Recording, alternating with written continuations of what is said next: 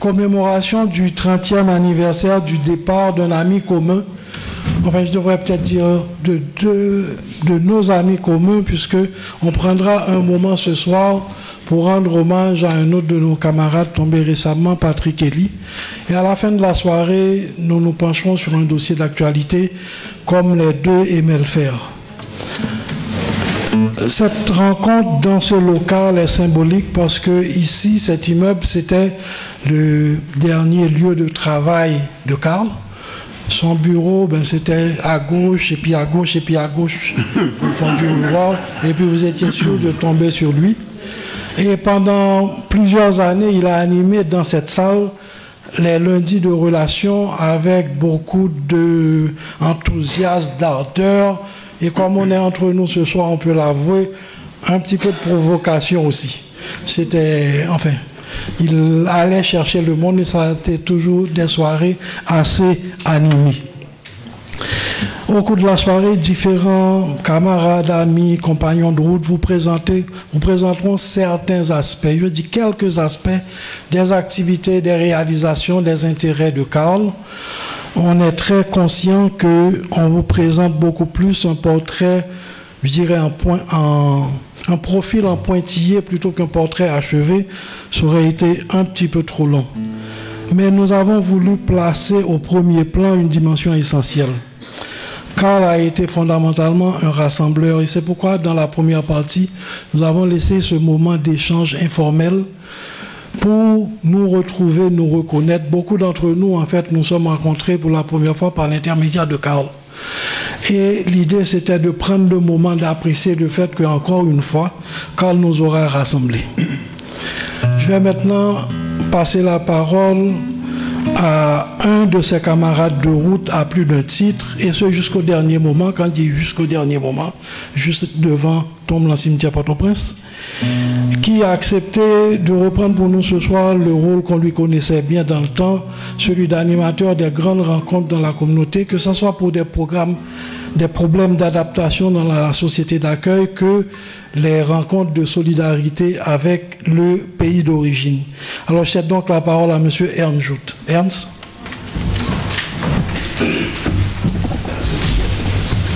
Merci Jean-Claude. Donc c'est pour moi un honneur et un réel plaisir de pouvoir participer à cette soirée de rassemblement et de retrouvailles en mémoire de Karl. Dans cette salle, la plupart d'entre nous ont eu un lien direct ou indirect avec Karl, soit comme amis, comme proches, compagnons de vie, camarades de lutte pour le changement, soit à travers les multiples activités qu'il initiait, organisait, animait dans différents groupes de la communauté haïtiano-québécoise, ainsi qu'à travers les institutions et associations avec lesquelles il a étroitement collaboré. Alors, ceux et celles parmi vous qui ne l'ont pas connu personnellement peuvent se référer à l'impressionnant héritage qu'il nous a laissé à travers ses écrits, ses recherches et son enseignement, ses interventions médiatiques, ainsi que des institutions qu'il a contribué à fonder ou qui portent même son nom, comme l'Institut Karl Lévesque, par exemple. Il faudrait beaucoup plus qu'une soirée. Il faudrait un colloque ou un symposium, n'importe quoi, pour exposer les multiples dimensions de la personnalité et de l'œuvre de Karl. Le programme de ce soir, comme Jean-Claude le disait, se veut une modeste illustration de quelques-unes des dimensions de son rayonnement qui nous parvient encore aujourd'hui après son décès, 30 ans après son décès. Alors, nous commençons par, vous pouvez jeter un coup d'œil sur le programme tel qu'annoncé, puis bon, je vais juste commenter les différents points. Donc, dans un premier temps, nous parlons de la dimension culturelle. Karl était un passionné de la musique, sous toutes ses formes. Musique instrumentale, qu'il jouait d'ailleurs depuis sa jeunesse à l'école, le chant choral, la danse, et il a été entre autres membre du groupe musical Couteau d'Igo. ça sonne tellement doux à mes oreilles. Non, choisi précisément pour le puissant symbolisme de cet outil de travail très connu dans la paysannerie haïtienne. En souvenir de cette expérience exceptionnelle de proximité avec Karl, alors Éric Faustin, accompagné de Gary Crèvecoeur et de Harold, n'est pas là? Non, Harold. Ok, voilà. Donc, en tout cas, ces deux compagnons de route. Alors, les deux vont nous chanter trois des plus belles chansons du groupe, que Karl a d'ailleurs chanté plusieurs fois avec nous, devant un public, je peux vous le garantir, fort enthousiaste dans le temps. Ensuite, le groupe de danse Mapou-Guinée, maintenant bien connu de la communauté, n'a vraiment pas besoin de présentation. Ce soir, c'est une occasion de rappeler que dans ces jeunes années, Mapou-Guinée a compté parmi ses membres un prêtre danseur, mais pas n'importe quel danseur. Vraiment, sans faux pas, il dansait la plupart des rythmes les plus subtils de notre répertoire de danse haïtienne. Alors, ce soir, 4 membres du groupe Mapou-Guinée nous présenteront un numéro de danse illustrant les 2 rythmes préférés de Karl, le pétro et le maï. Et entre ces 2 présentations, il y aura une autre intervention, c'est que Karl a fondé et animé le groupe sportif de karaté appelé Yosekan. Il prenait part régulièrement aux concours locaux et régionaux. Le Nous Surprise, qui était aussi membre de ce groupe, et compagnon de Karl, si, camarade, compagnon, a dédié un poète à Karl à l'occasion d'un de ces concours. Donc, entre les 2 présentations de chant et de danse, le Nous nous dira un beau poème qu'il a lui-même composé sur fond d'accompagnement de kata. Alors, chers amis, accueillons quelques témoins de l'héritage culturel de Karl.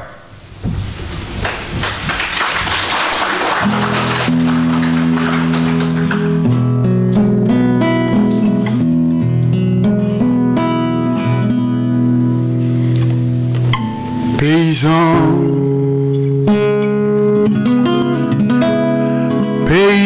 relais, en moi, oh. Bon frère vini que il flèche à des moi.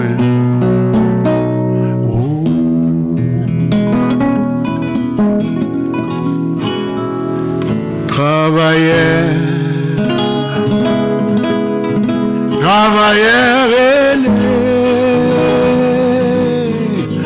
en moi, oh.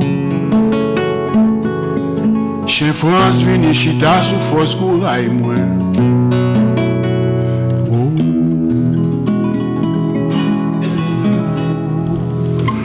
Toute la nuit, bah ça dormi, oh, oh, toute la nuit,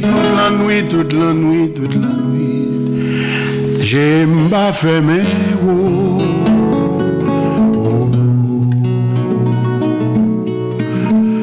belle bambilaille, faites la noce, beau frère.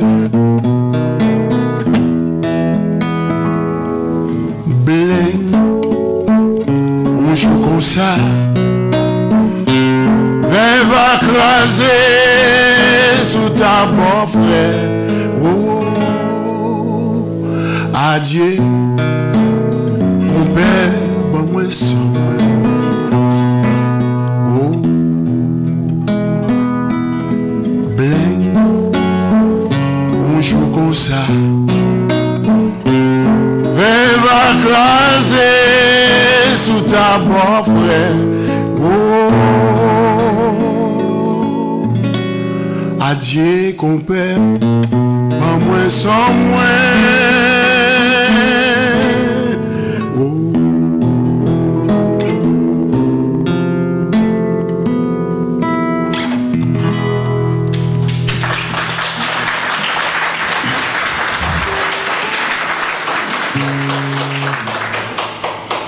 Moi, par quoi était capable de musique qui était capable plus illustrer Karl.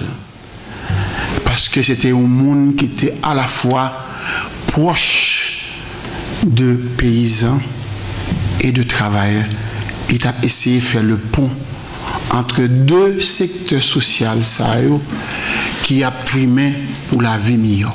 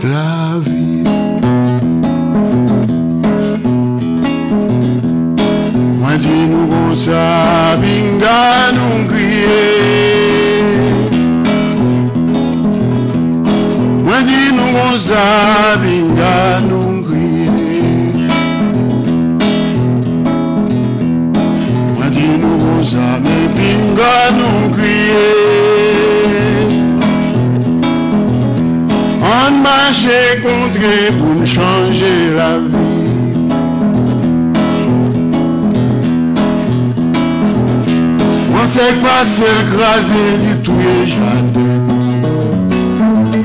Peut-être nous mourir grand groupe, nous crier.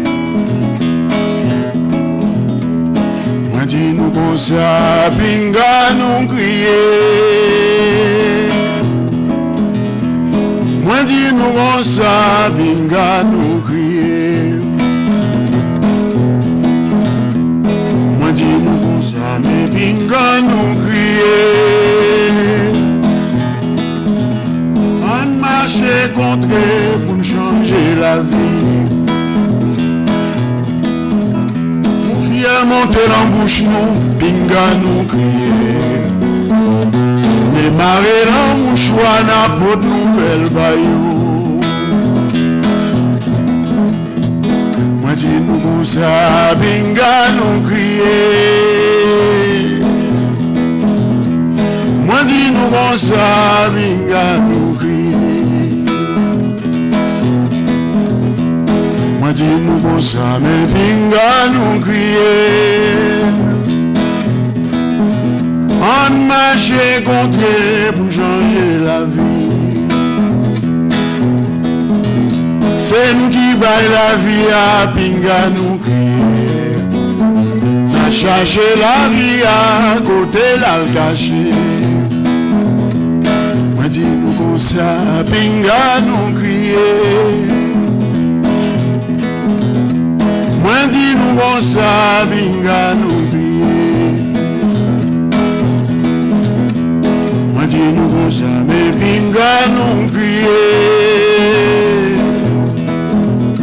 On marche contre pour changer la vie.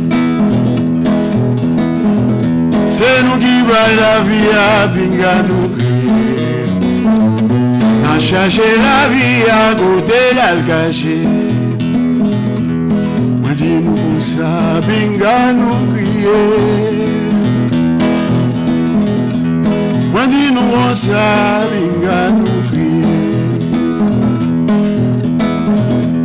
Moi dis nous comme ça, mais pinga nous crier. On marche contre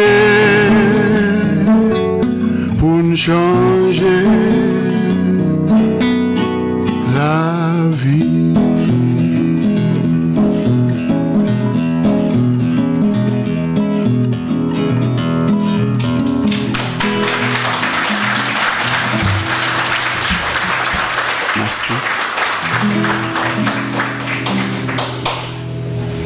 ce n'aurait pas été de bon ton de terminer cette petite prestation sans un moment d'espoir, sans un acte d'espoir.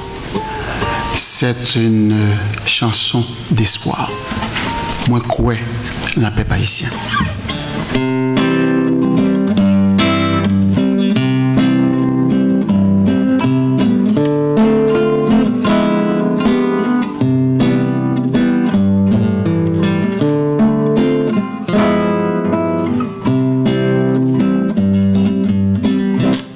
Moi, crois la paix haïtienne.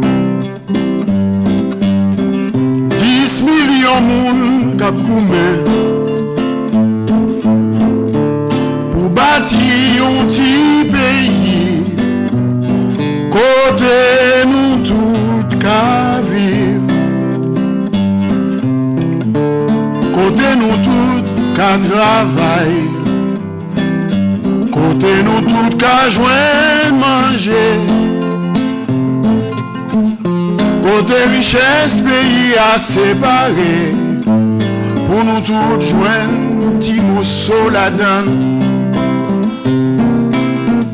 Une société, côté nous tous les droits, nous tous égales, défend la loi. Moi, quoi, l'en paix haïtien, 10 millions de monde, Cap Goumè. Bâtir un petit pays, côté nous tout qu'on lit, côté nous tout qu'on écrit, côté pas gain de portion moun qui qu'on lit, qui parle gros français, qui kembe pouvoir l'homme yo. Qui pas qu'on lit qui a tout ici, qui pas la voix au chapitre. Nous lit la pas fait commencer, ni li pas comprendre pour finir tout. Et si nous étions l'enchimère, c'est pas laver mais si et la terre. Moi, quoi l'en paix haïtien, 10 millions de monde Cap Goumè pour bâtir un petit pays, une vraie démocratie. Peuple haïtien qu'on est salvé, Mali une chance, Nawel l'a choisi. Personne moun pa gen droit pour décider qui ça qui pi bon pour nous. France a nous pas prend qu'une dictature, quitte les civils pour militaires.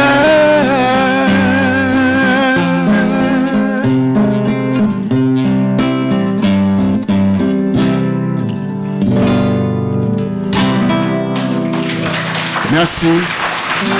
Moi, souhaite nous une bonne soirée. Merci.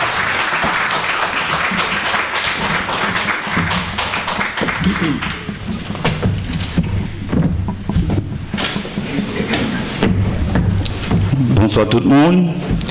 Bonsoir à tous et à toutes. Je ne vais pas dire content, mais oui, je vais dire content. Moi là, je suis assez bien content d'être ici parce qu'on célèbre la mémoire d'un homme, d'un ami. Un ami qui n'était pas triste, qui nous rendait joyeux, heureux. Alors, je suis content pour Carl Assoya. Pas de même sentiment trop en forme, même dit, pour monsieur, il faut me faire le détour. Et voilà, je l'ai connu comme enseignant. Je salue des camarades, Raphaël Estimé, John, Reynold, Dika, Jean-Claude, les anciens élèves, Siguenlot, Mblié, excusez-moi. Donc, j'étais l'un de ses premiers élèves au local de l'église Notre-Dame du Très Saint-Sacrement. En 1978, si je ne m'abuse, on a commencé le cours de karaté. Moi, j'ai suivi ces cours-là avec lui, de la ceinture blanche à la ceinture noire. Depuis, vous pouvez le constater, je ne me départis jamais de ma ceinture noire. Donc, voilà. Et c'est quelque chose qui m'a beaucoup formé et je pense que mes amis diront la même chose aussi. Et puis Karl nous a offert ça gratuitement. Parmi toutes ces activités très importantes, il nous a offert ça, nous, les jeunes de l'époque. Qu'est-ce qu'on avait à l'école?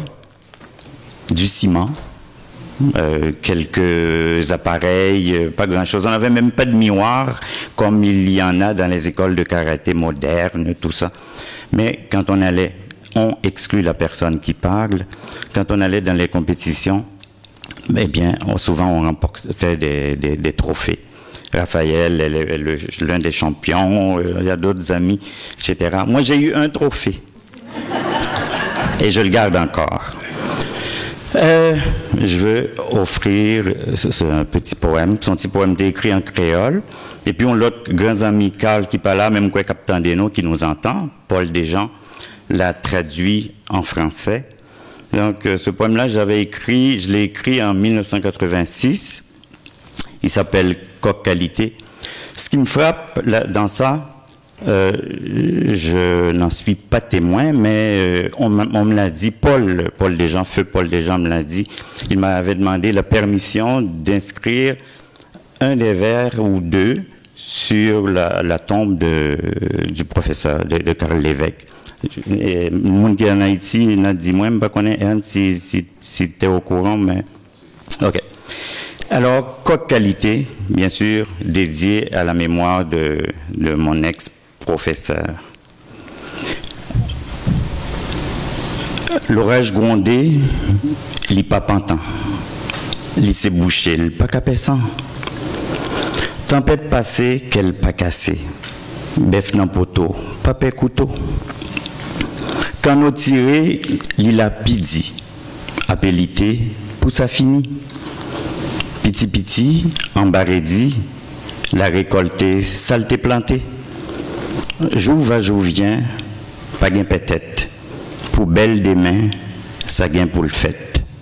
Et pour ceux qui ne comprennent pas le créole, Paul avait pensé à tout. Il a traduit mon texte de la sorte, coq de combat. Gronde de l'orage, jamais ne bronche. Dur au labeur, le sang qu'importe.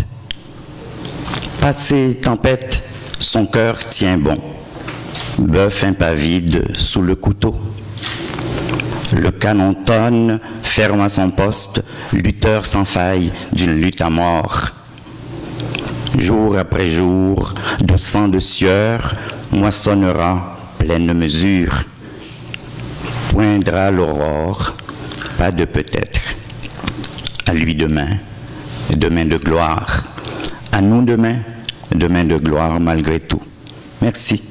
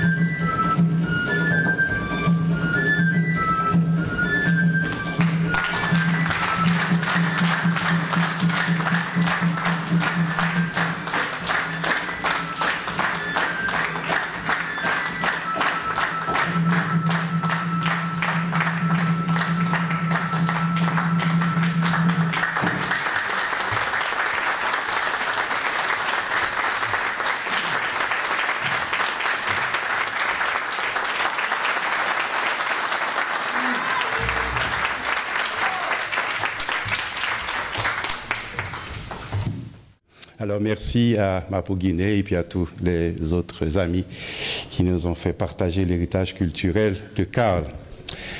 Karl, travailleur de la culture, mais aussi travailleur de l'information. Les interventions de Karl dans le domaine de l'information ont eu un rayonnement très significatif. Il ne se prétendait certainement pas journaliste, mais ses prises de parole passionnées, articulées et critiques dans les médias ont toujours été appréciées et respectées par la plupart des professionnels du milieu et dans l'ensemble de la communauté. On se souviendra tout particulièrement de ces fameux éditoriaux et de ces entrevues avec des personnalités célèbres sur les ondes de la radio CIBL, émission Les Flamboyants. L'intervention audio que vous allez écouter ce soir illustre au fil d'une discussion avec des camarades le souci de Karl de lier le travail d'information à une réflexion vigilante et critique sur les enjeux du journalisme et des médias de masse. Alors, écoutons donc cette intervention de Karl qui a été enregistrée en janvier 1986, prenez note, peu de temps avant donc son départ pour Haïti et en février et subséquemment son décès en mars. Alors voilà, l'enregistrement est prêt. Tout d'abord, j'aimerais insister sur un autre point, de découvrir dans la communication verbale avec un assez large public, et à travers le décodage et l'analyse de la réalité haïtienne, de découvrir un nouveau langage pour un projet politique que je porte en dedans de moi-même, et qui d'ordinaire se disait en mots figés, en mots fétiches. Et quand on parle à un grand public et ce peromnia secula seculorum, tous ces mots en iste, hein, et n'ont véritablement pas d'efficacité. Il faut coller au réel le plus possible, rendre le réel transparent pour le plus grand nombre. Parler non seulement un langage qui n'est pas celui des cours de sociologie, mais un langage qui soit le plus proche de la réalité. Et c'est à travers cette peinture la plus objective, et la moins idéologique apparemment, et du réel, et que je me retrouvais faisant l'apprentissage d'un moule nouveau où dire mon projet de société. Parce que ce projet de société, et je pense qu'il faut être clair là-dessus, chaque journaliste apporte un au-dedans de lui-même, mais là aussi, dans ce travail, on apprend à ne pas l'imposer. Il transparaît spontanément. Il est dit plus clairement dans un éditorial que dans un bulletin de nouvelles. Ça, il n'y a aucun doute. En principe, dans un bulletin de nouvelles, le journaliste n'existe pas, c'est la nouvelle seulement qui passe. C'est pas vrai. Mais ne serait-ce que dans le choix des nouvelles, le journaliste est présent. Mais même dans l'éditorial, il n'est pas question d'assommer son public avec ses idées. Il ne vous écouterait plus. Hein? Et pour que notre éditorial passe, il faut qu'on sente, bien entendu, l'opinion de une ou deux personnes qui n'a pas peur de se mettre à découvert, mais qui propose quelque chose à quelqu'un et pour être accepté. Si c'était une vérité dite parce que au nom du Père ainsi soit-il, c'est ainsi que les choses sont, et puis dogmatiquement, les gens ne vous écouteraient même pas. Donc, paradoxalement, c'est au moment où, par-delà un micro, et où on ne voit pas les auditeurs, qu'on apprend le plus à les respecter, parce qu'ils sont multiples. Et on les sait tellement différents, on les sait tellement critiques aussi, hein, parce que le public n'est... Enfin, j'ai appris à le découvrir. Je ne dis pas que je ne le savais pas du tout. Je ne dis pas que personne d'autre ne le sait, mais je suis redevable à la radio d'avoir appris à respecter un public qui est adulte et qui peut comprendre et ne pas être d'accord avec moi, et que je veux qu'il entende ma proposition, ma lecture des choses, tout en gardant sa différence. Carl.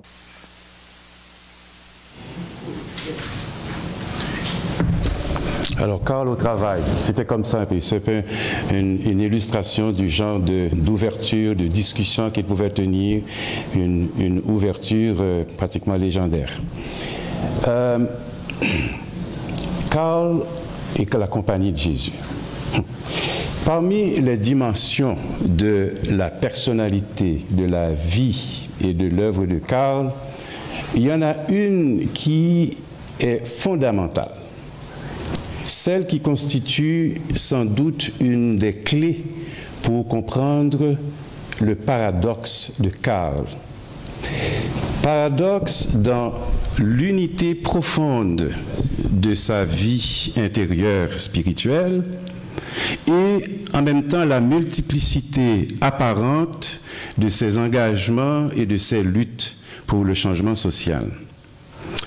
Il résumait ce qui l'animait en conclusion de son sermon à la fin de son 3e an dans la compagnie de Jésus. L'importance d'être heureux. Heureux d'être un prêtre jésuite qui a su répondre aux orientations et aux exigences d'un ordre religieux dont on connaît la réputation et auquel il restera fidèle jusqu'à la fin de sa vie. Heureux et fier d'être un chrétien, un politiquement engagé et promoteur de la théologie de la libération dans la société québécoise en Amérique latine, incluant Haïti. Ces actions réalisées par Carl avec un réseau de collaborateurs très diversifié constituent un héritage d'une richesse encore inexplorée à travers toutes sortes de documents écrits, audiovisuels, photographiques, des correspondances, et tout cela dispersé chez des amis, des collègues, dans des institutions avec lesquelles il a collaboré amplement. D'où l'idée de rassembler tous ces documents dans un espace à la fois organisé et accessible pour des fins de consultation et de recherche. Il allait de soi que l'institution la plus appropriée pour accueillir tout ce riche matériel et l'intégrer dans le patrimoine des Jésuites soit la Compagnie de Jésus, la famille spirituelle d'appartenance de Carl.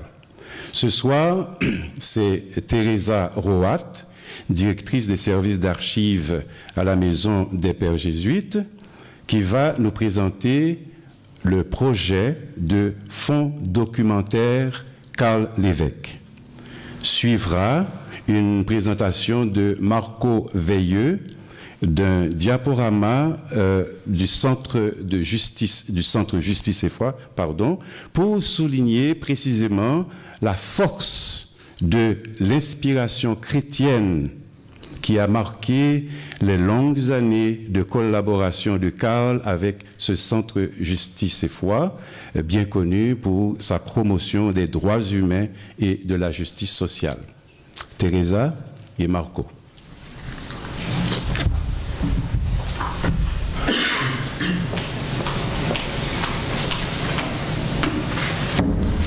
Bonsoir. Nous célébrons aujourd'hui le patrimoine de Carl Lévesque, un jésuite d'exception qui a contribué au développement de tant d'organisations et à l'avancement de tant de causes. Je suis ici en ma qualité de directrice des archives des Jésuites.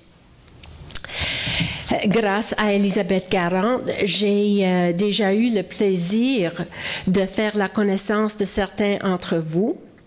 Dans les conversations que nous avons eues concernant la commémoration du 30e anniversaire du décès du Père Lévesque, l'idée d'établir le fonds d'archives Karl Lévesque a été soulevée. Je pense pouvoir affirmer au nom de tous ceux et celles dont la vie a été touchée par le Père Lévesque qu'il existe une volonté commune de voir naître une initiative permettant à son héritage d'être préservé et de demeurer accessible aux chercheurs. Les archives des Jésuites ont été fondées en 2009 au moment où la province du Canada français et les Jésuites du Canada anglais ont décidé de fusionner leurs collections d'archives et de les conserver ici même à la maison Bellarmine. D'importantes rénovations ont été apportées au bâtiment pour la mise en place d'une enceinte de stockage climatisée capable d'assurer la préservation à long terme des documents et autres objets de collection dont le soin nous était confié. Une magnifique salle de consultation a de plus été aménagée pour permettre aux chercheurs de consulter nos archives dans le plus grand confort. La Compagnie de Jésus a élaboré un énoncé de mission visionnaire tenant compte de la fonction de gérance qu'un dépôt d'archives peut exercer. Permettez-moi de vous en lire un bref extrait. Je cite: « Les archives des Jésuites au Canada témoignent des activités de tous les compagnons jésuites qui ont travaillé au pays et à l'étranger depuis l'arrivée des premiers Jésuites au Canada en 1611. Elles gardent la mémoire de leur foi courageuse, de leur spiritualité, ainsi que leurs institutions et maisons et de leurs œuvres. Cela nous amène à l'héritage du Père Lévesque, au rôle que le Centre d'archives peut jouer pour en assurer la préservation et à la façon dont nous pouvons collaborer avec l'ensemble de nos parties prenantes à la préservation des documents liés à sa vie. Comme le déclare son énoncé de mission, le Centre d'archives est le dépôt officiel des archives des compagnons jésuites. C'est à nos soins que sont confiés non seulement les fonds d'archives liés à l'administration des œuvres apostoliques de la Compagnie de Jésus, mais aussi les archives personnelles des compagnons jésuites disparus. Nous conservons certains documents d'archives ayant appartenu au Père Lévesque. Mais c'est un fonds plutôt restreint d'environ un demi-mètre linéaire. Il s'agit de documents personnels, de documents liés à des ateliers, à des conférences, de notes de cours et de plusieurs lettres et autres documents liés à une variété de sujets et d'activités. Ce sont là des pièces importantes, mais je dois avouer que ce fonds est loin de renfermer l'intégralité des archives documentaires et épistolières du Père Lévesque. Nous profitons donc de l'occasion pour lancer un appel à tous ceux et celles qui pourraient être au courant des séries de documents d'archives originaux dont l'acquisition serait susceptible de nous aider à enrichir le fonds Karl Lévesque et à conserver des collections encore plus représentatives de nombreuses contributions de ce jésuite engagé. Si ces archives complémentaires étaient disponibles, nous serions heureux de travailler avec leurs propriétaires actuels en vue de les obtenir dans la mesure où elles répondraient au mandat de notre centre d'archives. Par contre, certaines séries de documents ont peut-être déjà été confiées à des établissements archivistiques équipés pour en prendre soin et les mettre à la disposition des chercheurs. Si tel est le cas, nous pourrions peut-être entreprendre une collaboration permettant la création d'un instrument de recherche ou d'un guide à mettre à la disposition des chercheurs intéressés à la totalité du patrimoine archivistique du Carl-Lévesque. J'aimerais maintenant vous présenter une membre de notre équipe, Valérie Grotté, assise ici. Valérie a la responsabilité du traitement des fonds d'archives et du service à la clientèle. Nous ferons un plaisir de prendre note de toute information que vous pourriez avoir l'aimabilité de nous communiquer et de répondre à vos questions sur l'acceptation des fonds et le processus d'acquisition aux archives. Merci de votre attention et de votre intérêt pour les archives en général et le patrimoine archivistique du Carl-Lévesque. Merci.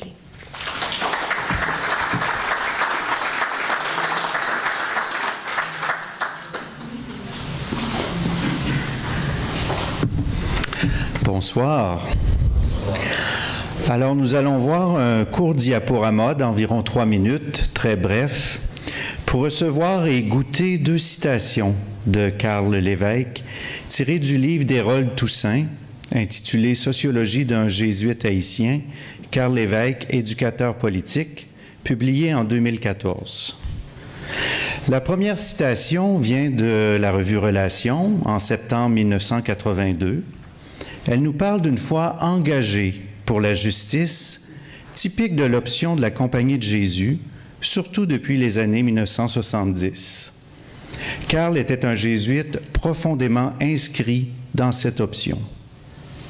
La deuxième citation, qui date de 1983, nous montre le Carl-Lévesque fin sociologue et éducateur politique, porteur et transmetteur d'une pédagogie de l'analyse sociale. Ces 2 citations illustrent bien, il me semble, la personnalité de Carl et les sources de son engagement de croyant et de citoyen du Québec et d'Haïti. Alors, accueillons ces images et ces mots.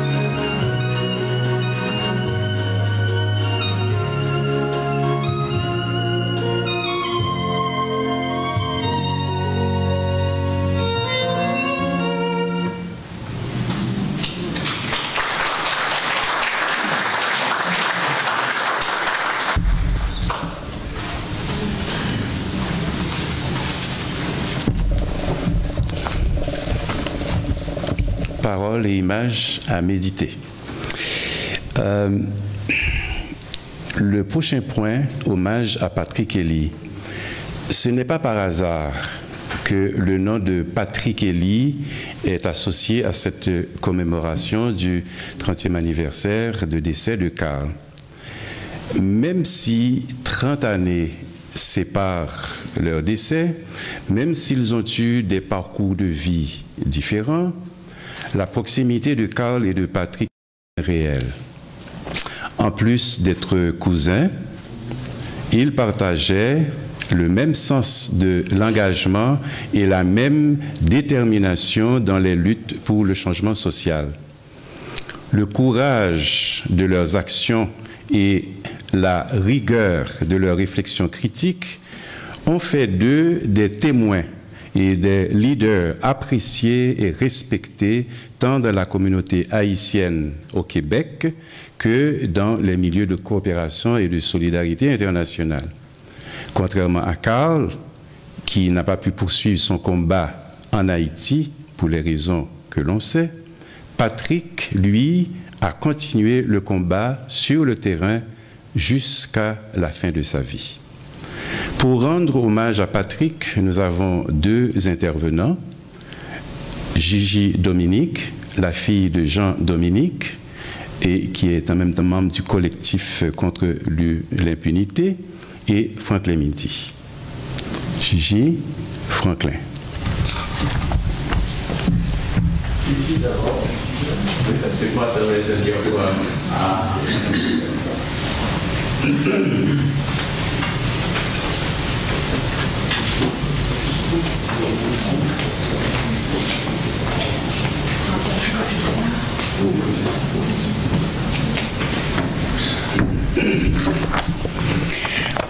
Bonsoir.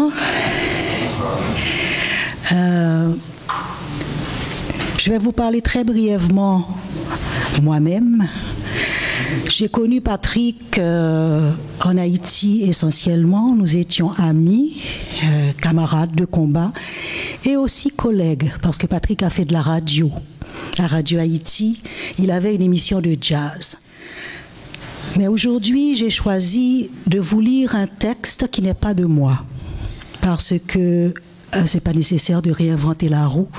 Lorsque quelqu'un qui est très très proche de moi, comme elle l'a été de Patrick, a écrit un texte que j'ai trouvé tellement beau que j'ai voulu le partager avec vous. Il s'agit de Michel Montas Dominique, qui est la femme de mon père et ma meilleure amie, et qui a vécu proche aussi de Patrick, à la radio, et dans un moment un peu particulier, vous allez le voir dans le texte, parce que lorsqu'en 2003, en fait en décembre 2002, presque 3 ans après l'assassinat de Jean, il y a eu une tentative d'assassinat contre Michel.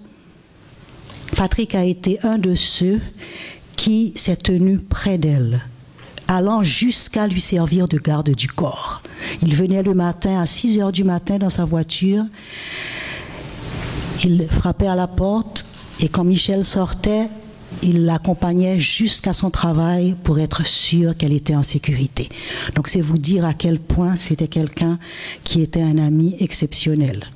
Alors je vais vous lire ce texte de Michel qui est très très émouvant parce que pour elle ça a été, comme pour beaucoup de gens qui l'ont connu, un choc que la mort ait frappé Patrick aussi vite. Au chant pour Patrick Elie, nec voyant, frème en mime. Je sais que tu es là dans cette salle à nous écouter parler de toi comme si tu étais absent, comme si ce pays sans chapeau où tu serais parti serait ailleurs, loin de nous, loin de ce coin de terre auquel tu as tant donné. Je te vois avec ce sourire ironique, ton verre à la main, nous écouter parler de toi. Moins qu'on est en campé là, moins ouais oh. Cela doit t'amuser de nous écouter définir Patrick Elie. Tu l'as fait toi-même dans tes textes, mais surtout dans ta vie. Je me revendique haïtien, disais-tu. Mais j'abhorre le nationalisme dont se gargarise ce qui encombre et pollue le discours médiatique. Tu faisais la différence entre la revendication tonitruante et souvent creuse qu'est ce nationalisme et le patriotisme que tu définissais comme un engagement, un don de soi. La nationalité est un héritage, disais-tu, alors qu'une patrie se mérite. Cette patrie exsangue, déchirée, tu t'es beaucoup battu pour elle et tu l'as méritée. Ton intelligence incisive démêlait les chevaux des faux-semblants, des trahisons, de la corruption et de la lâcheté dont tu avais toi-même profondément souffert. Tu dénonçais à travers les arguments pseudo-nationalistes agités par les partisans du retour des mal nommées forces armées d'Haïti, les rêves mal cachés d'opérations brutales et sanglantes dans les quartiers populaires. Moi qu'on est en campé là ou à côté non. Tu disséquais notre apartheid à l'haïtienne. Tu disais aujourd'hui le pays en dehors a percuté le pays du dedans. Les villes cossues sont cernées par les misérables bidonvilles. La pauvreté la plus abjecte côtoie au quotidien l'opulence la plus arrogante. La jauge, la juge et envisage l'affrontement. La misère progresse et prospère. Mais rêver de la faire rentrer dans sa cage par le tout répressif, en doublant ou en triplant le nombre de policiers, en remilitarisant la vie politique, en construisant plus de prisons et donc moins d'écoles, relève de la plus dangereuse des illusions et du combat d'arrière-garde. Au-delà de l'analyse, tu appelais surtout à une mobilisation citoyenne. Nous sommes trop nombreux, disais-tu, à sonner le tocsin et trop peu à se mobiliser pour éteindre l'incendie, à se regrouper pour défendre la cité, comme nous l'avions fait au cours des années de braise. Tu te souviens, j'en suis sûr, Patrick, d'autres incendies et de ce jour où tu es arrivé à Radio Haïti un 28 novembre 1987. C'était la veille d'un 29 novembre d'élections sanglantes, pour nous avertir de la progression des hommes armés du pouvoir militaire vers la station. C'était après l'incendie du Bête de l'Ouest, tu te souviens? Nous les avons fait fuir à coups de biscuits l'État, que de vieux militants de la résistance avaient accumulé sur notre terrasse à Delma. Nous avons joui pour quelques brèves minutes de ces victoires dérisoires à la Pyrrhus et de voir fuir ces hommes, équipés de zamfans de foi, mais c'était là le premier échec de notre projet démocratique, noyé le 29 novembre dans le sang des électeurs de la ruelle Vaillant. Je sais que depuis que tu t'es éclipsé vendredi dernier, ce texte a été lu donc tout de suite après la mort de Patrick, sans nous prévenir, tu as rencontré Jean Do et que vous avez longuement discuté du plus large échec temporaire d'un projet démocratique qui a été ta vie comme elle a été celle de Jean. Car votre esprit critique à tous les deux s'appliquait aussi à ce progrès démocratique, victime de luttes stériles de pouvoir, de machinations à courte vue, de querelles sans fondement ni grandeur, qui, nous disais-tu, ont singulièrement affaibli un puissant mouvement qui a cru trop tôt à sa victoire et s'est émietté en milliers de fragments dérisoires. Tu as souvent fait appel à une autocritique collective des causes de cet échec, en toute lucidité, pour un bilan de nos pratiques pendant ce quart de siècle, objectivement, sans complaisance ni masochisme. Tu nous raconteras plus tard ces conversations avec Jean Do sur les causes de son assassinat et du combat que tu nous as aidé à mener avec Éco-Voix Jean-Dominique pour la vérité et la justice. Tu disais que Jean était une armée d'un seul homme, le système immunitaire du mouvement démocratique populaire, notre signal d'alarme pour rappeler à l'ordre nos leaders politiques dès qu'ils commenceraient à s'égarer dans la corruption ou dans l'indifférence envers les revendications populaires. Il t'a sûrement rétorqué que tu as tort de croire que ceux qui l'ont fait tuer l'auraient écouté s'il avait été vivant et auraient pu ainsi éviter les erreurs fatales commises entre 2000 et 2004. J'imagine une discussion plutôt animée entre vous deux sous Ratcaille qui mangeait caille-paille. Mais cela, c'est une autre histoire. Maintenant que tu as rejoint Jean Do, dis-moi, qui va nous aider à combattre notre principal ennemi, la bêtise? C'est la courte vue qui a condamné Jean Do à mort, celle que tu combattais. Qui va nous aider à trouver avec la lanterne de Diogène les rares hommes honnêtes dont notre pays a besoin? D'autres ont parlé de ta militance et de ta défense d'idéaux que tu as voulu toute ta vie garder vivants. Garçon vaillant, nous pas oublier. Je n'oublierai pas ton support lors de notre quête de justice collective contre un dictateur, revenu dans notre ville amnésique pour bafouer les victimes restées longtemps silencieuses. À l'instar de Stéphane Hessel, tu nous avais invités à une grande indignation collective contre l'oubli, le mensonge et l'impunité, et pour la mémoire, la vérité et la justice. Mais ce qui m'a été le plus précieux, Patrick, au cours de ces 15 dernières années, c'est ton amitié, simple, agissante, et pour cela je te dis merci aujourd'hui. Je me souviens d'un jour de janvier 2003 où nous enterrions Maxime Seyid, un jeune plein d'espoir et de rêves, tué chez moi alors qu'il tentait de me protéger des balles de mercenaires engagés pour faire taire nos exigences de justice.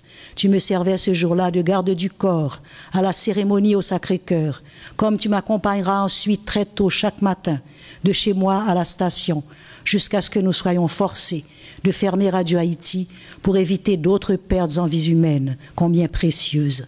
Trop tôt. Merci Frem, merci pour ça ou fait, merci pour ça ou yé. Nous connaissons ça aussi, mais l'ipral bougeonne. Et puis, là où est Jean d'Hôpital, dit le bonjour pour nous. Michel Montas, Dominique.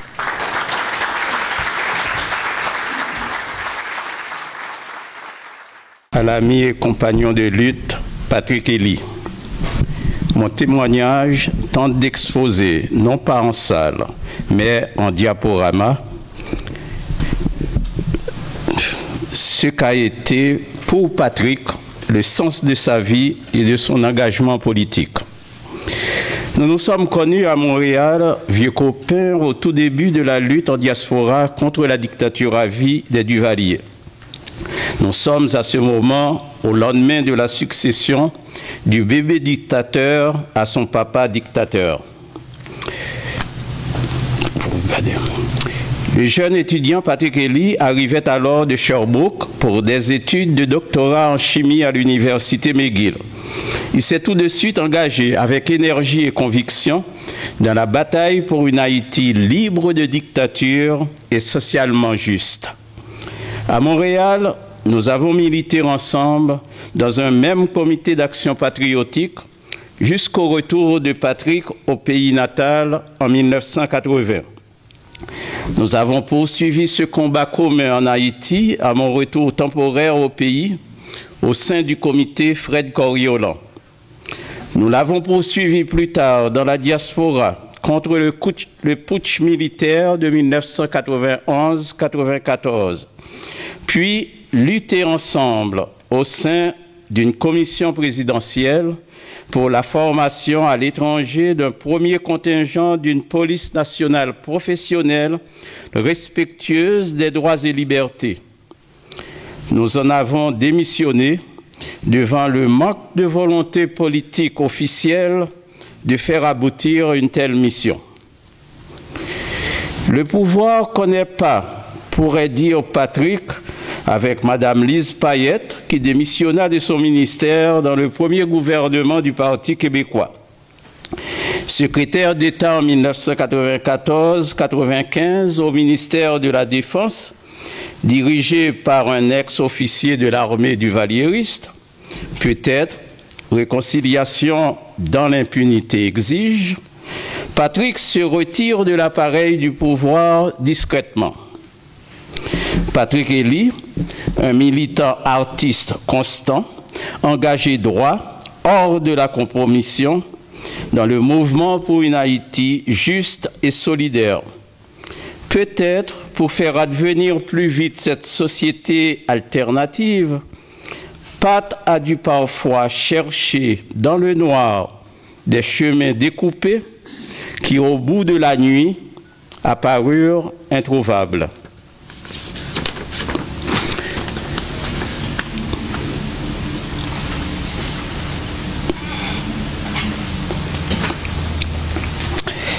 Je vais maintenant vous lire, je vais laisser la parole à Patrick et vous lire deux de ses poèmes, des haïkus, des petits poèmes très courts. Le premier, c'est le rapport à la mort. J'ai toujours eu avec la mort un bien étrange rapport, à la fois ange et démon, me traquant par vos et par mots. Je ne sais si je la souhaite pour une commune fête ou si la crains plus que la peste comme une fiancée funeste. Mais depuis peu, il me semble, nos cœurs enfin battent à l'amble, son offre d'éternité rencontre ma sérénité. Le deuxième, quand je mourrai, ne laisserai ni des doublons pour mes garçons, ni des bijoux d'or durs au mou dans la sébile de mes filles, mais des rêves inachevés par milliers à terminer, quelques-uns en morceaux brisés à remplacer, et la fièvre têtue de rêver.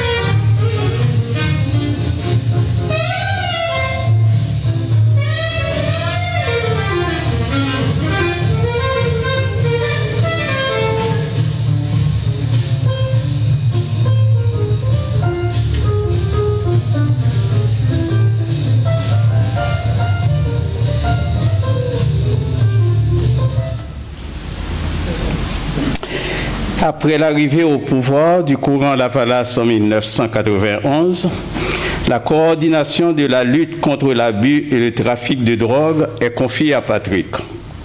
Après enquête, Patrick produit un rapport documenté sur les têtes de pont au sein de l'armée du réseau des dealers de drogue en Haïti. Remis à ses supérieurs peu de temps avant le putsch du 29 septembre 1991, ce rapport non mis en lieu sûr était resté accessible sur un bureau au Palais national. Négligence coûteuse pour Patrick. Le coup d'État réussi, le rapport tombe dans les mains des militaires. Patrick Elie devient l'ennemi numéro 1 de l'armée à liquider. La chasse à l'homme est aussitôt enclenchée. Finalement, Patrick n'a eu la vie sauve qu'en revêtant une soutane et se sauvant par les frontières haïtiano-dominicaines.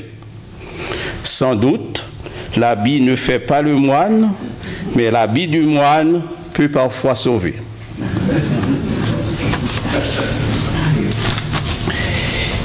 Toro Gondé. Qu'entend-on par ce titre? Toro Gondé, Papé Branchaille, disait souvent Patrick. Une façon pour lui de dire qu'il faut être prêt à assumer les responsabilités et les risques de son engagement politique. Toro-Grondé est devenu un des noms de Patrick, militant clandestin et initiateur d'un groupe culturel.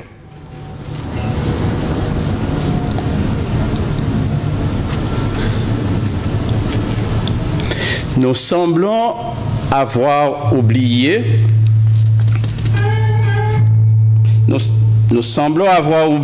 entre-temps que nous avions mandat de changer l'État, pas de changer les gérants, le niveau d'efficacité, ni même les bénéficiaires. Non, changer l'État lui-même dans sa substance, pas seulement dans sa forme.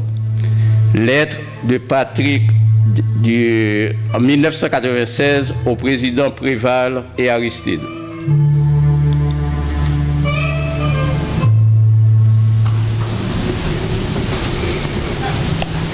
Prophète de la solidarité sociale. Prophète dans quel sens?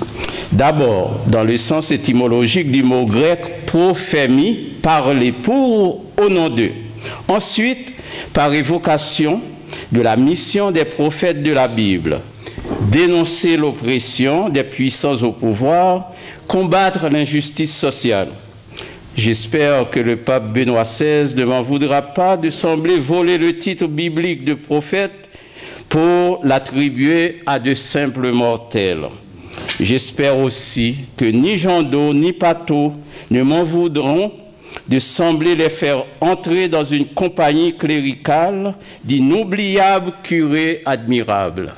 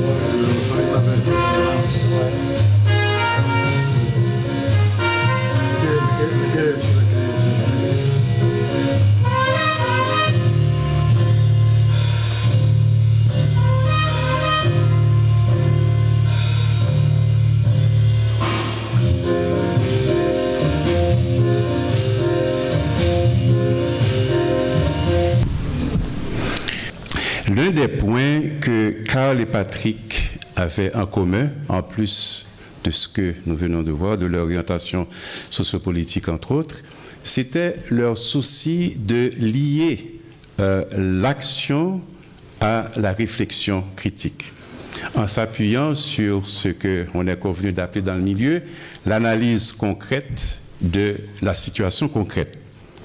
Karl et Patrick, chacun à sa manière et dans son champ d'action respectif, abordaient les projets et les dossiers sur lesquels ils travaillaient selon cette méthodologie, on va dire, qui nécessite à la fois l'ampleur et la consistance des données d'observation ou d'enquête sur la situation à analyser, et tout aussi important, la solidité des principes et orientations théoriques nécessaires pour mettre en perspective les enjeux du social recherché.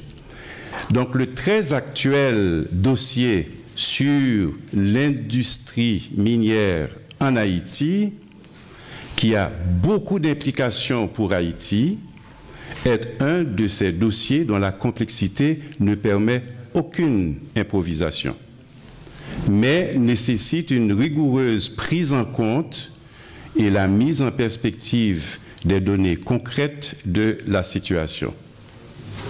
Le rapport de la concertation pour Haïti, qui va nous être présenté par Gérardo Ducos, est une illustration de la continuité dans cette approche que Karl valorisait beaucoup dans son travail avec ses collaborateurs, notamment au niveau des dossiers de coopération et de solidarité internationale. Alors, j'invite M. Ducos à nous présenter son rapport. Appuyez sur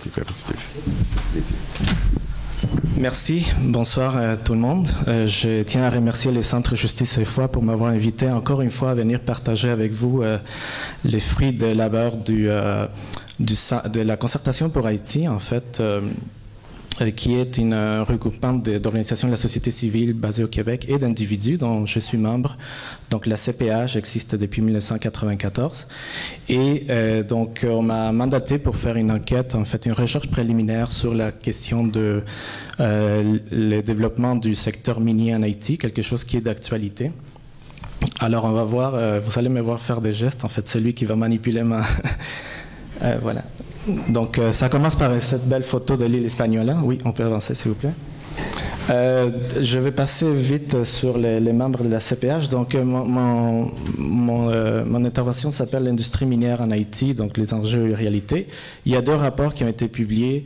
Vous pouvez les trouver sur les sites web de la COSI à la section Haïti. Donc, un rapport préliminaire en juin 2015 et le dernier est sorti en mois de janvier cette année. Donc, un peu pour vous donner un contexte sur la question du secteur l'exploitation minière en Haïti. En fait, il y a eu 2 expériences dans le passé, notamment à Miragoâne, donc la compagnie Reynolds qui exploitait la bauxite. C'est une compagnie américaine. Elle travaillait à travers sa filiale Reynolds Haïti. Et ensuite, la mine de cuivre à Mémé, qui est dans l'Artibonite, dans le nord de l'Artibonite, et c'était exploité par Halliwell Mines, qui est était une compagnie canadienne. Donc, il n'y a eu que ces 2 expériences d'exploitation, disons, dans les 60 dernières années. Auparavant, évidemment, il y a eu l'exploitation de l'or dans l'époque de la colonie, mais on ne va pas remonter si loin ce soir. Les cadres juridiques, en fait, du secteur minier est régi par un décret minier qui a été émis par Jean-Claude Duvalier en 1976. Donc, on peut se poser des questions déjà sur la légitimité de cet instrument-là qui régit un secteur quand même assez important, avec un potentiel économique assez important. Et donc, c'est un décret qui n'a jamais été approuvé par l'Assemblée nationale suite à son départ. En 1997, il y a des conventions minières qui ont été signées avec des compagnies canadiennes et américaines, mais qui n'ont jamais été mises en œuvre par ces compagnies-là. Et en fait, c'est sous le gouvernement de Gérard Latortue et le président Boniface qu'on a ratifié ces conventions de 1997-là. Mais encore là, la situation politique étant tendue, les compagnies minières n'ont pas tenté de démarrer les activités, donc c'est resté lettre morte. Et on arrive aux années 2008, en fait la période 2008-2015, où vraiment on assiste à une redynamisation du secteur minier. Donc surtout en 2008, donc sous les gouvernements de René Préval, les compagnies minières commencent à faire l'exploration et la prospection et l'exploration dans les départements du Nord, Nord-Est, Nord-Ouest et l'Artibonite, et dans le côté nord du département du Centre aussi. Et là, en fait, il n'y a pas eu beaucoup de bruit autour de ces activités jusqu'à ce qu'il y ait un groupe de journalistes d'enquête, Haïti Calais-Jeux, associé au groupe Alter Press, aille sur le terrain pour s'interviewer avec les communautés, et on découvre évidemment les travaux de forage que les compagnies étaient en train de faire, dont des compagnies ici, une basée à Montréal et l'autre à Vancouver, et aussi des compagnies américaines. Donc rapidement, il y a la création du CDS, qui est le Conseil de développement économique et social. Ça dépend directement de la primature en Haïti, et sont chargés d'élaborer la politique nationale en matière de mines. En 2012, décembre 2012, les gouvernements, en fait, le Bureau des mines et l'énergie octroie 3 permis d'exploitation, et ça a créé vraiment un tollé parce que personne n'en avait été informé, autant que le tiers du Sénat qui était en fonction. Donc, il y avait 16 ou 18 sénateurs, je pense, ils ont émis en mois de février 2013 une déclaration demandant à l'exécutif de surseoir l'exploitation minière. Donc, il y a un moratoire qui, techniquement, ça n'est pas un, mais ça a un caractère de moratoire qui a été imposé par les Sénats. Le gouvernement a continué tout de même à s'engager, on parle maintenant de la période Martelly, donc s'engager dans la redynamisation du secteur. On a organisé les premiers forums miniers où on a fait venir des experts, tant du côté technique et du côté financier, parce qu'il faut mettre toute une structure pour permettre aux compagnies d'investir. On parle pour l'exploitation de l'or, par exemple, de 200 à 500 millions de dollars qu'il faut investir sur le terrain. Donc il y a tout un ensemble d'experts. Forum qui a été financé par la Banque mondiale. Et également l'élaboration de l'avant-projet de loi minière qui a été coulé à la presse, en fait au public, en juillet 2014 et qui a aussi créé beaucoup de remous. Donc ici, rapidement sur les premiers acteurs, évidemment les côtés exécutifs avec les différentes institutions d'État, le Bureau des mines et de l'énergie, le ministère des Travaux publics, les CDS, le ministère de l'Environnement, avec un rôle très minime. Et du côté international, la Banque mondiale et la Société financière internationale qui sont finalement les fournisseurs en ressources matérielles pour mener les projets de développement du secteur minier. Il y a actuellement 6 compagnies qui sont présentes en Haïti. Elles travaillent toutes à travers leurs filiales. Donc, les 2 premières, c'est des compagnies canadiennes. Eurasian Minerals est basé à Vancouver et Majescor ici à Montréal. Les 2 autres, c'est des compagnies américaines. Et les 2 dernières, on n'en sait pas trop. Donc, c'est pour ça c'est des zones grises. Il n'y a pas trop d'informations sur ces compagnies-là. Donc, les compagnies ont toute une structure de filiales. Souvent, je pense que Eurasian Minerals a à peu près 6 filiales en Haïti. Et chacune est assignée à un projet ou un lot différent. On peut avancer à l'autre, s'il vous plaît. Merci. Donc voici en fait en détail quelques-uns de territoires qui ont été octroyés sous permis. Donc VCS Mining a un permis d'exploitation pour Mont Bossa. Ça c'est dans le nord-est, si je m'abuse. Pardon, le nord, je pense. Oui, c'est ça. Somine, donc la propriété Somine, encore un autre permis d'exploitation. Pour ça, c'est de l'or et également Grand-Bois. Donc, Eurasian Minerals, qui 2 compagnies canadiennes finalement, puis une qui est une compagnie privée. En fait, elle n'est pas à la côté de la bourse, donc on ne peut vraiment rien savoir sur cette compagnie-là parce que les investisseurs sont privés. Les 2 autres compagnies, en fait, ils ont seulement des permis de prospection et d'exploration. Suivante, s'il vous plaît. Donc, sur une carte, voici ce que ça donne. Finalement, les permis de prospection en vert pâle. Les prospections, ça n'entraîne pas nécessairement beaucoup d'impact parce qu'on ne fait que gratter la surface, finalement. Les permis de recherche en vert foncé, là, on fait vraiment, on creuse des carottes assez profonde, et les permis d'exploitation qui ont été délivrés en 2012. Donc, on approchait, en fait, il y a 11 sections communales qui sont en vert, qui sont touchées par les 3 permis d'exploitation. Et j'ai mis aussi la rivière pour vous faire voir, en fait, que c'est vraiment localisé sur 3 bassins versants, sur 2 départements, en fait, 3 départements qui sont touchés. Donc, dans ces sections communales, il y a environ 150 000 personnes qui seraient touchées directement par l'exploitation minière. Il y a des sections communales qui sont plus densément peuplées que d'autres. C'est le cas de Terrier-Rouge, par exemple, au Trou du Nord. Et en fait, les mines, c'est quand même, ça prend beaucoup d'espace. Ici, juste pour vous donner une idée, j'ai superposé la mine de Pueblo Viejo en République dominicaine. C'est une des plus importantes mines d'or. Et on estime qu'en Haïti, le potentiel est à peu près semblable à cette mine-là. Et ce que vous avez derrière, c'est Montréal. Donc, vous prenez l'avenue Papineau du nord, de la rivière des Prairies, jusqu'au fleuve, on traverse toute la ville et ça, c'est une mine d'or. Alors, et c'est à l'échelle, hein. Donc c'est 10 km de long, à peu près. Ça vous donne une idée de la taille d'une mine d'or. L'autre, s'il vous plaît. Alors, les enjeux, évidemment, l'avant-projet des lois, c'est un des enjeux majeurs.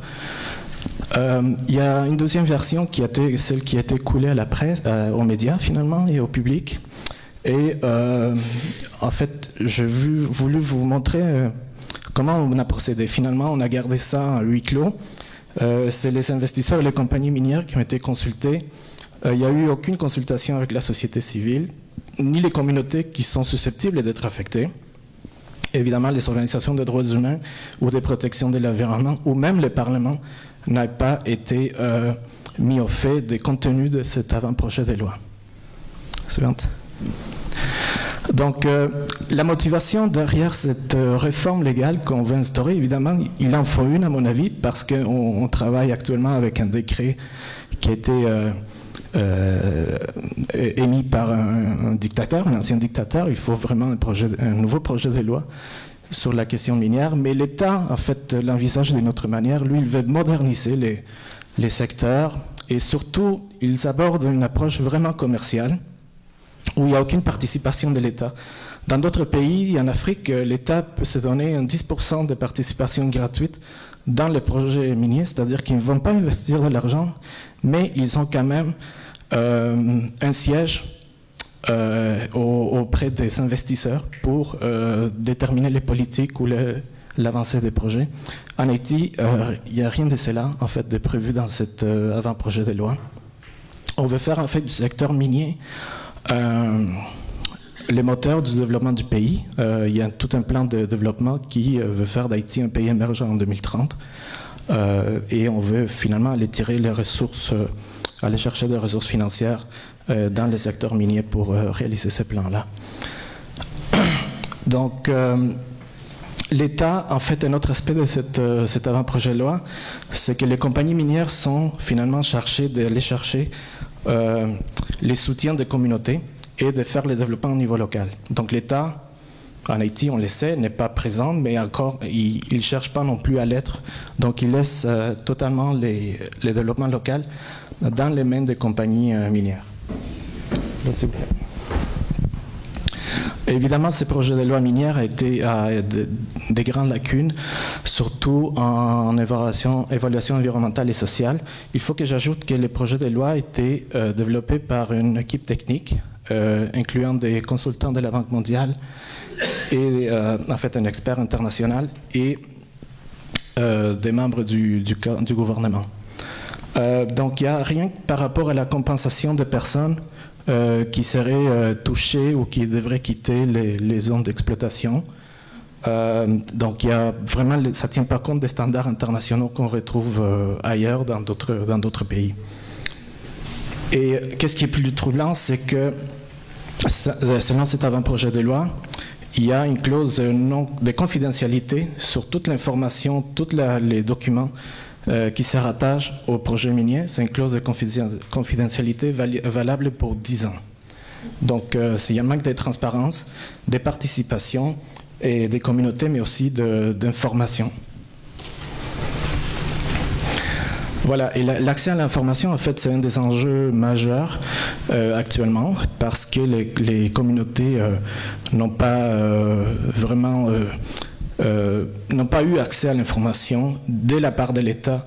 Ils l'ont eu par la mobilisation de la société civile en Haïti, notamment le collectif Justice Mine en Haïti, qui fait un travail remarquable de mobilisation au niveau local, mais aussi d'information. Donc le collectif Justice Mine est allé à la Commission interaméricaine des droits de l'homme pour justement dénoncer le gouvernement haïtien et son manque de transparence et de partage de l'information avec la société en Haïti. Donc, il y a question de se poser en fait quel rôle va jouer l'État, vu sa faiblesse, pour finalement circonscrire un peu le travail des compagnies minières, que ce soit au niveau de payer les redevances qui leur sont dues, les taxes, les impôts, mais aussi au niveau de la protection de l'environnement et des droits de la personne. Donc ça c'est en 2014 déjà, ça fait quand même 1 an et demi, c'est la fin 2014, mais les communautés, ça c'est à Milo je pense, les gens des communautés qui sont susceptibles d'être affectés se mobilisent déjà, font des manifestations, ils se renseignent beaucoup, il y a un réseau assez important d'ONG aux États-Unis qui appuient leur cause et qui partagent l'information, donc ils ont commencé déjà à former les gens pour faire des tests de l'eau, pour établir un niveau de base, et ensuite, lorsque les projets vont commencer à se développer, donc avoir un point de repère pour démontrer finalement qu'il y a, souhaitons que ce ne sera pas le cas, mais s'il y a un déversement par exemple, de dire que c'est vraiment dû à l'exploitation minière, parce qu'on avait déjà en 2016 une idée de quelle était la qualité de l'eau dans la rivière. Concernant l'accès à l'information, en fait, ça, c'est quelque chose qui est très parlant. C'est un contrat en fait, il y avait une joint venture entre 2 compagnies minières, et les contrats stipulent que les propriétés ou la personne qui occupe un terrain donne accès à la compagnie minière pour faire l'exploration. Donc, quand vous voyez, la personne à qui s'adressait ce contrat était illettrée, donc elle n'a pas pu signer. Évidemment, elle n'a pas pu lire les contenus. Et c'est arrivé aussi des cas où c'est un membre de la famille qui signe ou qui approuve à la place du propriétaire titulaire du terrain. Donc, les manques d'informations, ça part déjà au niveau du contact avec les individus même. Donc, je pense que c'est assez parlant comme image. Suivante, s'il vous plaît. Donc, on sait qu'en Haïti, la question de l'environnement, c'est quelque chose d'assez troublant. Et surtout en fait, la plaine du Nord, je pense que il y a une fragilité des écosystèmes assez grande. On l'a vu aussi le long de la côte, donc dans ce qu'on appelle en anglais les mangroves, j'ai oublié le mot. Donc, déjà, ils sont en train presque de disparaître. Les changements climatiques, ça affecte énormément cette zone. Il y a beaucoup de sécheresses. Donc l'accès à l'eau, ça devient vraiment un enjeu majeur pour les communautés et pour les communautés rurales qui en dépendent pour leur jardin, pour leur culture. Donc il y a toute la question de la gestion des bassins versants qui se pose en tenant compte que la production d'or demande énormément d'eau. Donc c'est assez... ça risque d'entraîner des problèmes majeurs. Il y a des risques aussi de contamination des cours d'eau, mais aussi des nappes phréatiques. Donc les paysans qui dépendent d'un puits pour obtenir leur eau risquent d'être grandement affectés. Il y a aussi en fait, ça serait des mines à ciel ouvert, donc ça génère énormément ça crache énormément de poussières. Il y a la contamination pas seulement du sol, mais de l'air. Donc des risques d'infections pulmonaires qu'on pourrait observer dans le futur. Et seulement de l'occupation du territoire, je pense que ça a un impact direct sur la production agricole, étant donné qu'on va chasser des paysans des terres fertiles pour chercher des métaux précieux. Donc, un autre, en fait, des impacts sociaux, évidemment, les déplacements des communautés. Comme j'ai dit, il y a environ 150 000 personnes qui habitent dans les aires touchées par les permis d'exploitation. Et on mise beaucoup sur les cash for land, donc en termes de compensation, mais des fois, les montants sont dérisoires et au bout de quelques mois, l'argent est parti. Alors qu'à mon avis, il faudrait surtout viser à donner la terre en échange pour les familles qui veulent quitter cette zone-là, donc la terre de même qualité en termes de production. Donc Land for Land comme alternative à une compensation monétaire est essentielle. Les secteurs miniers, en fait, entraînent vraiment une migration. On l'a vu même ici au Canada. Je veux dire, les gens ont quitté Montréal pour aller travailler dans les mines dans le Nord. Donc en Haïti, étant donné la carence en emploi, ça va être un problème, je pense. Et avec la migration, il y a toutes sortes de problématiques qui se posent, même en termes de santé publique. Vous allez dans des mines, dans les communautés minières, et les taux de VIH-Sida, c'est quelque chose qui grimpe de manière dramatique. Donc c'est quelque chose aussi qui peut avoir un impact assez grave à ce niveau-là. Mais en fait, il y a tout aussi la question du gouvernement. Comment on parle beaucoup de la décentralisation du pouvoir en Haïti depuis qu'on a adopté la Constitution en 1987, quelque chose qui ne s'est jamais concrétisé. Mais on sait que en fait, c'est les communautés locales qui ont le pouvoir, le contrôle du sol, en théorie. Donc il risque là d'avoir encore une manipulation du pouvoir au niveau de Port-au-Prince pour faire en sorte qu'on mette des gens sur place qui vont être plus enclins à approuver les projets miniers. Et toute la question, évidemment, de la distribution de richesses, ça a été mentionné aujourd'hui, la pauvreté la plus extrême côtoie l'opulence. Donc, qui va en tirer parti du développement minier en Haïti? Ça, c'est une grosse question que je me pose.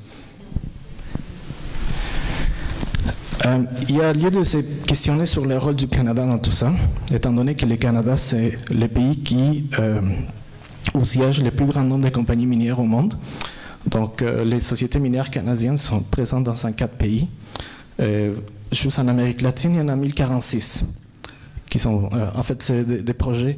Et ça, c'est les compagnies qui sont seulement enregistrées à la Bourse de Toronto. C'est la source de levée des fonds, des capitaux pour les compagnies. Leurs actifs à travers le monde montent à 170 milliards de dollars. Donc c'est énorme, c'est une machine. En fait, c'est un secteur qui a le vent dans les voiles, malgré la chute des matières premières. C'est quand même impressionnant. Il y a environ 1040 compagnies enregistrées à Toronto qui bon an, mal an, ils réussissent à augmenter leur capital d'environ 7 à 8 milliards de dollars. Mais notre gouvernement aussi est impliqué dans les secteurs. En fait, il donne un appui, surtout le gouvernement conservateur. Il faut voir qu'est-ce que les libéraux vont faire. Mais le gouvernement conservateur a donné un appui indéfectible au secteur minier. À travers les ambassades, un appui politique. Donc, d'ailleurs, l'ambassadrice du Canada a récemment fait une allocution en Haïti et elle a dit que le secteur minier, c'était un secteur crucial pour le développement d'Haïti et que le gouvernement du Canada allait s'investir.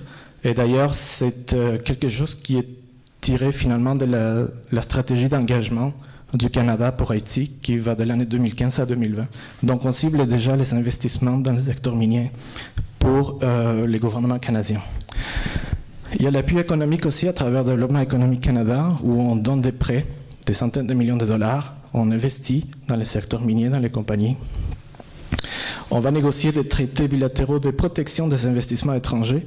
Ça se fait presque partout dans les pays où les compagnies canadiennes sont actives. Il n'y en a pas encore en Haïti, mais ça ne saurait tarder, je pense. Donc, c'est afin de garantir que les compagnies vont pouvoir garder leurs capitaux. Et je pense qu'il y a aussi toute la problématique des revenus non... en fait, pas non garantis, mais lorsque l'État, par exemple, les communautés s'opposent à un projet minier, souvent les compagnies minières vont traîner l'État devant une cour internationale pour obtenir les bénéfices qu'ils auraient dû avoir. C'est le cas du Salvador actuellement, où les compagnies demandent environ 300 millions à un petit pays parce qu'un projet minier a été bloqué par les communautés. L'ACDI, qui n'existait plus, mais qui a aussi établi des partenariats donc, avec l'industrie minière dans l'assistance au développement, c'est-à-dire qu'on va donner l'argent à des ONG qui vont faire des projets sociaux liés aux sites d'exploitation minière. c'est comme si on sait que les impacts vont être négatifs, mais on veut les atténuer en investissant, en développant, par exemple, des cliniques ou en bâtissant des écoles, chose qui est complètement aberrant. Et il y a aussi l'implication directe du Canada, en fait, une subvention de 10 millions pour les centres de conseils techniques aux industries extractives. C'est une instance de la Banque mondiale et c'est cette même instance-là qui finance la révision du projet de loi. Donc, vous voyez le lien, il est là.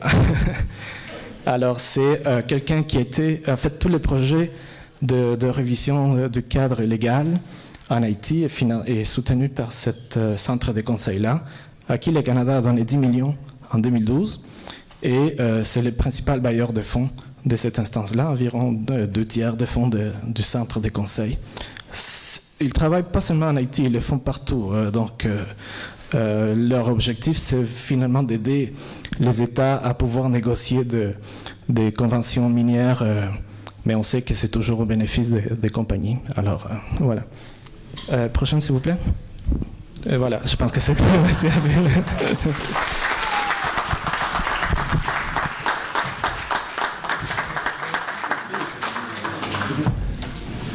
Il n'y aura pas de période de questions, il y aura plutôt une invitation. Le 20 avril prochain, nous aurons une conférence dans cette même salle sur ce thème. Gerardo sera présent, mais avec Nixon Bumba, qui est le coordonnateur du collectif Justice Mine en Haïti et qui fait le travail sur le terrain, notamment auprès des communautés qui vont être affectées par ces projets. C'est une invitation. Pendant la soirée, j'ai pu relever tous vos noms. Je commencerai par l'appel le 20 avril prochain. Et sur la table en avant, il y a le détail de cette invitation. C'est aussi le temps pour moi de remercier tous ceux qui ont aidé au succès de la soirée. Le Centre de Justice et Foi en premier lieu, sans qui cette réunion n'aurait pas eu lieu. Un grand merci à Elisabeth, à Agousti, Mouloud, en fait toute l'équipe du Centre. Merci aussi à d'autres que vous n'avez pas vus, mais qui ont été importants. Philippe Eustache qui nous a fait l'affiche, Rosemée qui nous a fourni l'extrait sonore. On a également eu beaucoup de messages, notamment Carlos Ferrand, qui avait fait le film sur Carl, qui n'a pas pu être avec nous, il est en tournage à Toronto. Erol Toussaint également. Erol va avoir une rencontre autour de Carl vendredi soir.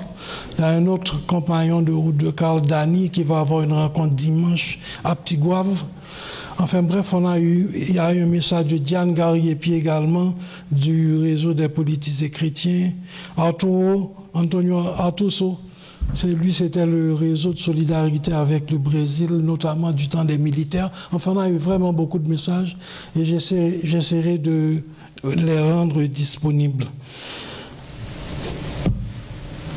On a encore quelques minutes et au fond, je vous inviterai, comme on avait commencé cette réunion, à prendre le moment de vous rencontrer, de vous reconnaître et encore d'apprécier le fait que Carl nous aura encore rassemblés.